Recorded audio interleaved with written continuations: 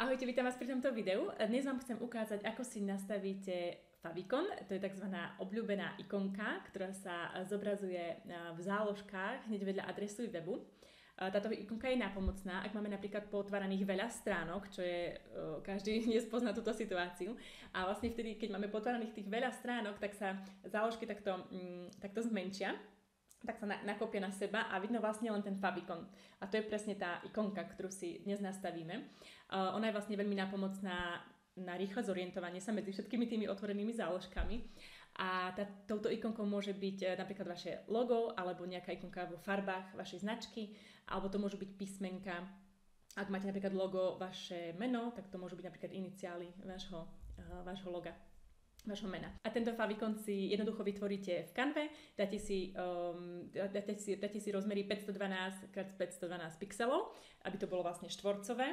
Ak by ste mali obdĺžnik, tak sa vám to tak deformuje a nebude to veľmi rozoznateľné, takže odporúčam túto veľkosť na ten štvorec a dať si to s priesvitným pozadím ideálne. OK?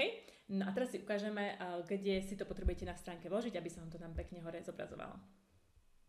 Takže ako vidíte na mojej obrazovke, tu hore na mojej webovej stránke nemám ešte nastavený favicon, takže sa mi to zobrazuje takýto globus, takáto sivá, ako keby zemeguľa.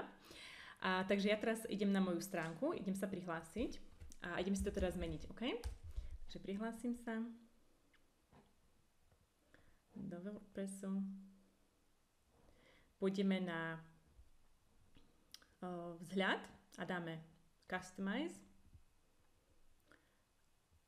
A tu sa nám to rozbalí takto. A pôjdeme na Site Identity.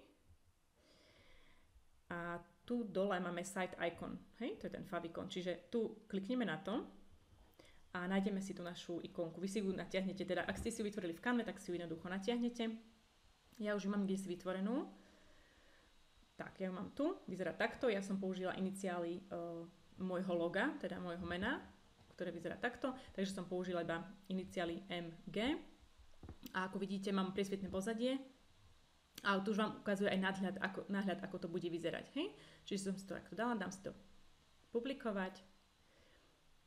A teraz už vidíte, že sa mi to tu hore zmenilo. Okay? Tam bol ten globus, to také, toto sivé, a teraz sa to zmenilo na môj favicon.